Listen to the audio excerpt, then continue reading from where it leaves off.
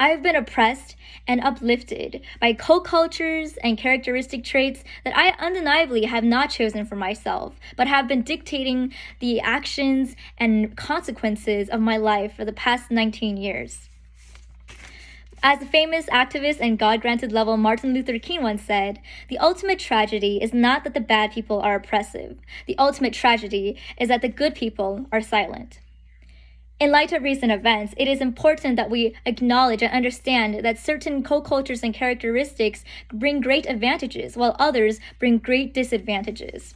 So, where does my intersectionality lie with the rest of my identity? Today, I will identify my co-cultures and explain to you the disadvantages and advantages that have come into my life because of them.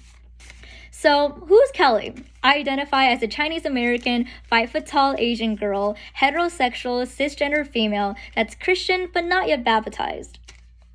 But Kelly, how does this lie within intersectionality and disadvantages and advantages in terms of oppression? Well, firstly, in terms of disadvantages, me being Chinese American, some people expect me to speak with an accent. And when I don't speak with an accent, they then seem shocked and proceed to ask me where my hometown is. Now, I know a lot of people might have the idea of what an American looks like, and often my physical characteristics do not resemble that, and I'm excluded from that idea. Secondly, me being 5 foot tall, when I enter a room, it doesn't necessarily scream, authority, attention, I command the room. Oftentimes in my positions of leadership, I have to fight to get that kind of authority. I have to prove to other people my leadership skills in order to command respect. It is not a given due to my bodily presence. Well, I must also admit that there are many advantages that my characteristics has also brought to me. Firstly, the first advantage that I would say is that my innocent 5-foot frame really fits in this stereotype of an Asian nerdy girl. Now, this has allowed me to ask other people for help. It has also allowed me to get away with maybe mistakes that might have been seemed more dangerous, but due to my non-violent body language, I have been excused from such consequences.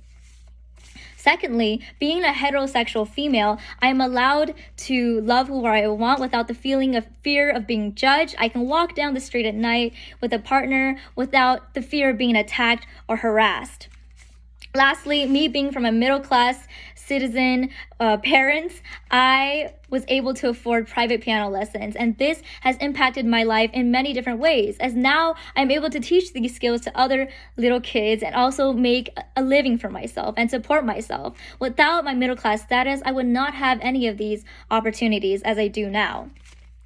So to review, I have identified my co-cultures and how it has affected me positively and negatively. Although we do not have the power to control our biological traits, we do not have the power to choose them or change them, we do have the power to recognize them, find meaning behind them, really understand them, and take responsibility for everything. I hope that I will continue to do so as long as I am joined with my physical body. Thank you.